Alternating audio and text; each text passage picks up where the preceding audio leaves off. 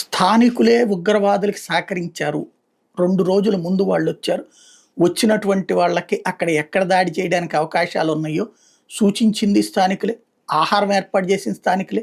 కొన్ని రకాలైన వస్తువులు ఇంక్లూడింగ్ బైక్ అయన్నీ ఏర్పాటు చేసింది స్థానికులే. సరే కాపాడడానికి ప్రయత్నించిన వాళ్ళు స్థానికులున్నారు.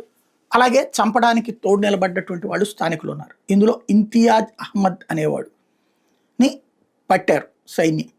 వాడు ఒప్పుకున్నాడు. నేనే ఇచ్చాను తీవ్రవాదులకని. తీవ్రవాదులు అక్కడికి రావడానికి వాళ్ళకి సంబంధించినటువంటి ఇతర అరేంజ్ చేసింది వాడే. వాడిని పట్టుకునేటప్పటికి వాడు తెలివితేటలు ప్రదర్శించాడు.